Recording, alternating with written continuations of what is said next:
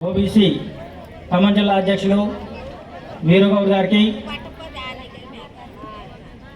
ఖమ్మం జిల్లాలో భారతీయ జనతా పార్టీ తరఫున గెలిచినటువంటి ఏకైక కార్పొరేటర్, మేము ముద్దుగా పిలిచేటటువంటి మా బాబాయ్ దొంగల సత్యనారాయణ గారికి, అదేవిధంగా పెద్దలు జిల్లాలోనే ప్రముఖ వైద్యులు డాక్టర్ గోంగూర వెంకటేశ్వరరావు గారికి, అదేవిధంగా మరొక ప్రముఖ డాక్టర్ పాపారావు గారికి, అదేవిధంగా మాధవ్ గారికి, రవి గారికి, సరస్వతి గారికి, మరి వెంకట్ గారికి, పెద్దలు బీసీ మరి సమస్యల మీద అనేక పోరాటాలు చేసినటువంటి వ్యక్తి మన పిట్టల వెంకట నరసయ్య అన్నయ్య గారికి, అదేవిధంగా ఖమ్మం జిల్లా అసెంబ్లీ కన్వీనర్ పెద్దలు అన్న అల్లిక అంజయ్య గారికి, అదేవిధంగా రామశెట్టి నాగేశ్వరరావు గారికి, ఇంకో పెద్దలు ఉన్నారు రాష్ట్ర కౌన్సిల్ సభ్యులు భిక్షపతి గారికి,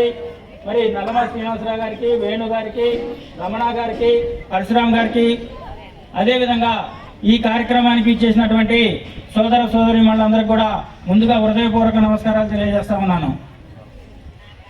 ఒక విషయాన్ని మనం పరిశీలించినట్లయితే, ఏదైతే నరేంద్ర మోడీ గారు ప్రధానమంత్రి అవ్వకముందు పరిస్థితులు ఏంటి, మరి నరేంద్ర మోడీ గారు ప్రధాని అయిన తర్వాత ఉన్నటువంటి మార్పులు ఏంటి అనేటటువంటి విషయాన్ని మనం గమనించినట్లయితే, ఆ రోజు గత 60 సంవత్సరాల పాలనలో కాంగ్రెస్ ప్రభుత్వం ఏనాడు కూడా బడుగు బలహీన వర్గాల యొక్క సమస్యల మీద చిత్తశుద్ధితో పోరాటం చేసినటువంటి, వారి యొక్క అభివృద్ధికి ప్రయత్నం చేసినటువంటి పరిస్థితులు ఎక్కడా కనిపించలేదు.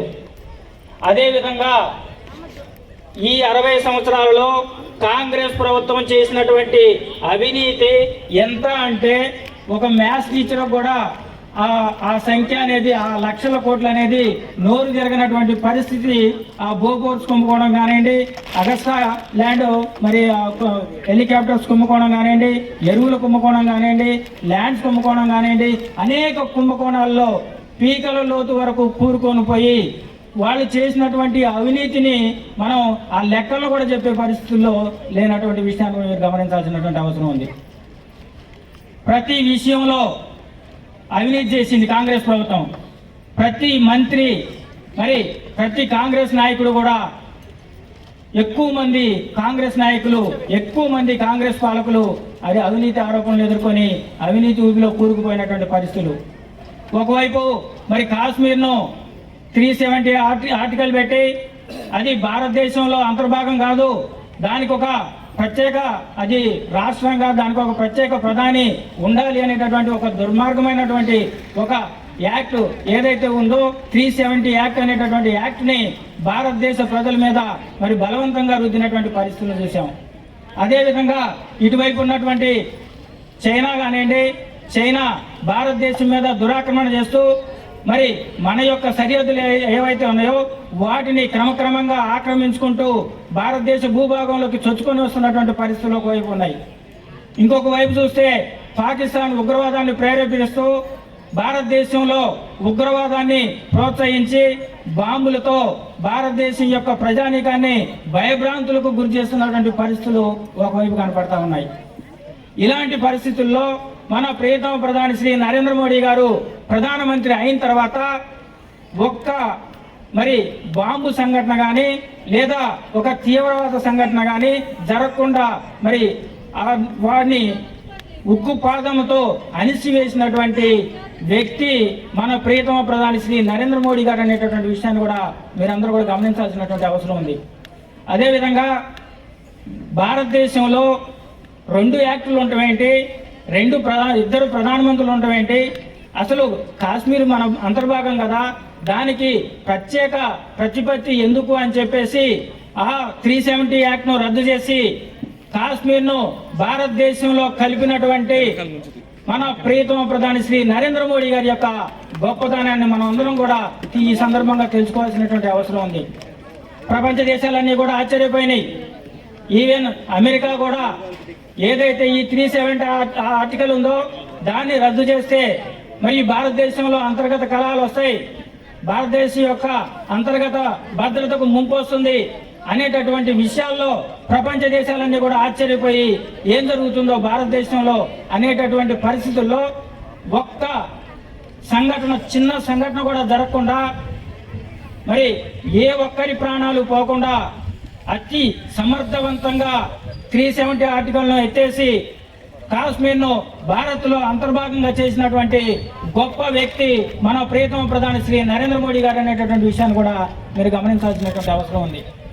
అదేవిధంగా సియాచిన్ దగ్గర చైనా ఆక్రమించుకుంటూ ముందుకు వస్తున్నటువంటి సందర్భాల్లో మన ఆర్మీని పంపించేసి 24 గంటలు వాళ్ళ యొక్క చైనా యొక్క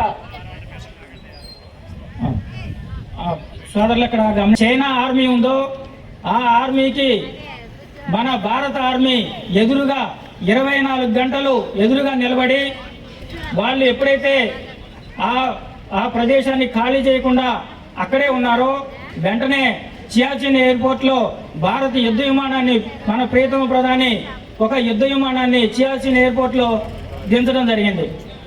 ఎప్పుడైతే భారత్ ఈ యుద్ధ విమానాన్ని దించిందో చైనా ఒక్కసారిగా భయపడి, అమ్మో భారత్ పటిష్టంగా ఉంది, మరి భారత్ జోలికి పోతే యుద్ధం వచ్చే అవకాశం ఉందని చెప్పేసి వాళ్ళ ఆర్మీని వెనక్కి పిలిచినటువంటి పరిస్థితి. అది అలాంటి దమ్ము ధైర్యం ఉన్నటువంటి వ్యక్తి మన ప్రియతమ ప్రధాని శ్రీ నరేంద్ర మోడీ గారు. యువత కోసం అదేవిధంగా స్కిల్ డెవలప్మెంట్ ఇండియా, మరి మేక్ ఇన్ ఇండియా అనేటటువంటి కార్యక్రమాలను తీసుకొని ఏదైతే నిరుద్యోగులు ఉన్నారో, చదువుకున్నటువంటి వ్యక్తులు ఉన్నారో వాళ్ళు ఉద్యోగాలు చేయడం కాదు, వాళ్ళ చేత మనం పరిశ్రమలను స్థాపించి వాళ్ళే ఒక 100 మందికి ఉద్యోగాలు ఇప్పించే విధంగా మరి ఉండాలి అనేటటువంటి ఉద్దేశంతో skill development India, make in India అనేటటువంటి కార్యక్రమాలను తీసుకొచ్చి యువతకు ఉపాధిని చూపించినటువంటి సందర్భాన్ని కూడా మనం గమనిస్తూ ఉన్నాం. అదేవిధంగా రైతుల కోసం మరి ఫసల్ బీమా యోజన, కృషి సించాయి యోజన తీసుకొని 5 ఎకరాలు ఉన్నటువంటి పేద రైతులకు సంవత్సరానికి 6,000 రూపాయల మద్దతు ఇచ్చుకుంటూ మరి రైతులకు సహాయ సహకారాలు అందిస్తున్నటువంటి ప్రభుత్వం ఏదైనా ఉందంటే అది భారతీయ జనతా పార్టీ ప్రభుత్వం, ఎన్డీఏ ప్రభుత్వం, మన ప్రియతమ ప్రధాని శ్రీ నరేంద్ర మోడీ గారు అనేటటువంటి విషయాన్ని కూడా మరి మనం గమనించాల్సినటువంటి అవసరం ఉంది. ఇంకా నిరుద్యోగులకు ఉద్యోగాలు కల్పించే దాంట్లో కానివ్వండి, లేదా ఇవాళ గ్రామాల్లో చూసుకుంటే వీధి లైట్ల దగ్గర నుంచి, రోడ్ల దగ్గర నుంచి, రైతు వేదిక దగ్గర నుంచి, శ్మశాన వాటిక దగ్గర నుంచి, మరి ఆ గార్డెన్స్ దగ్గర నుంచి ప్రతి ఒక్కటి కూడా కేంద్ర ప్రభుత్వ పథకాలతో, కేంద్ర ప్రభుత్వ డబ్బులతో గ్రామ పంచాయతీలు మరి అభివృద్ధిని ఆకాంక్షిస్తూ గ్రామాలు అభివృద్ధి చెందితేనే దేశం అభివృద్ధి చెందుతుంది అనేటటువంటి విషయాన్ని దృష్టిలో పెట్టుకొని మన భారతీయ జనతా ప్రభుత్వం, ఎన్డీఏ ప్రభుత్వం గ్రామాలకు అధిక ప్రాధాన్యతనిచ్చి గ్రామాలని అభివృద్ధి చేసే దాంట్లో మరి కీలక పాత్రను పోషించినటువంటి విషయాన్ని కూడా మనం గమనించాల్సినటువంటి అవసరం ఉంది. ఈ విధంగా అనేక కార్యక్రమాలను చేసుకుంటూ మరి బీసీలు, మనం బీసీలుగా మనం బీసీలకు మన ప్రధానమంత్రి ఆయన బీసీ సామాజిక వర్గానికి చెందినటువంటి వ్యక్తి.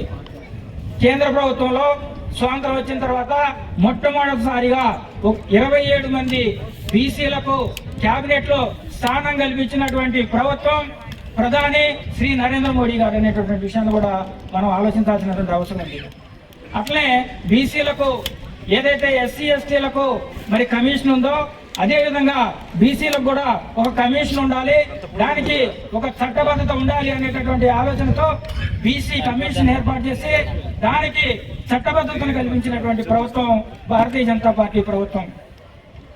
ఇట్లా అనేక కార్యక్రమాలు మరి ముఖ్యమంత్రులను కానివ్వండి, బీసీలలో ముఖ్యమంత్రులు చేయటం, అదేవిధంగా గవర్నర్లు చేయటం, భారతీయ జనతా పార్టీ కల్పించినటువంటి అవకాశాలు, చాలా ఎక్కువ అవకాశాలు బీసీలకు కల్పించినటువంటి విషయాలు కూడా మనం గమనిస్తూ ఉన్నాం.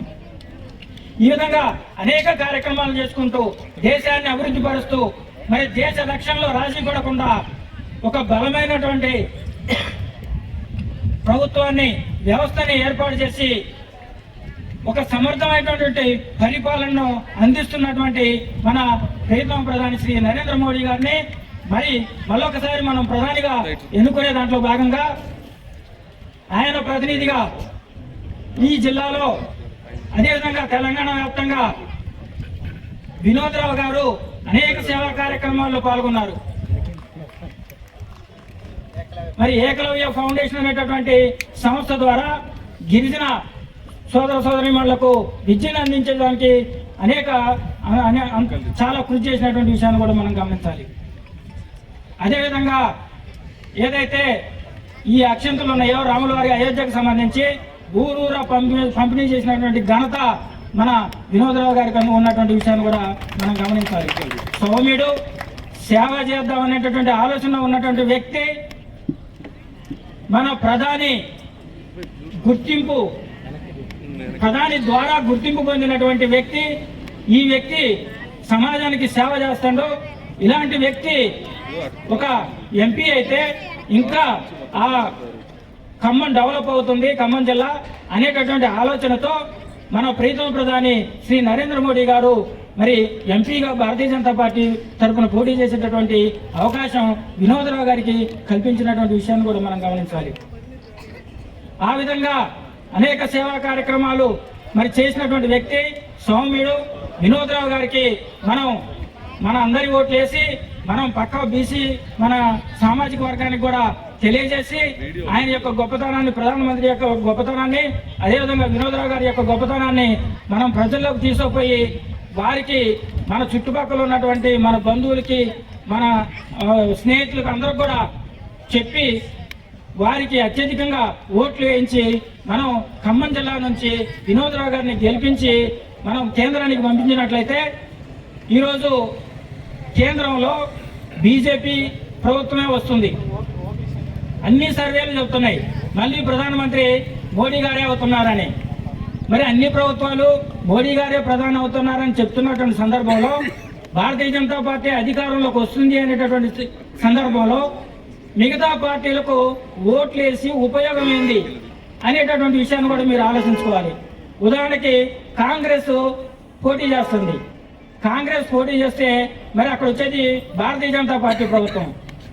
కాంగ్రెస్ వేసిన తర్వాత కాంగ్రెస్ వేస్తే ఉపయోగం ఏముంటుంది? అదేవిధంగా బీఆర్ఎస్ పోటీ చేస్తుంది. బీఆర్ఎస్ ప్రభుత్వం కేంద్రంలో రాదు, కాంగ్రెస్ ప్రభుత్వం రాదు, వచ్చేది భారతీయ జనతా పార్టీ ప్రభుత్వమే.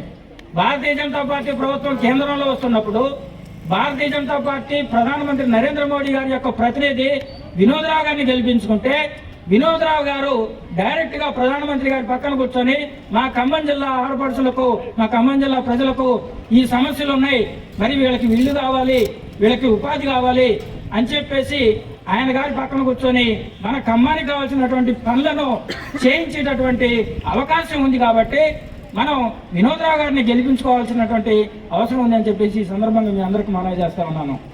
భారత్ మాతాకి, భారత్ మాతాకి. నరేంద్ర మోడీ గారి నాయకత్వం, నరేంద్ర మోడీ గారి నాయకత్వం, వినోద్రావు గారి నాయకత్వం, వినోద్రావు గారి నాయకత్వం. కమలంపు గుర్తుకే, కమలంపు గుర్తుకే, కమలంపు గుర్తుకే. భారత్ మాతా కీ జై.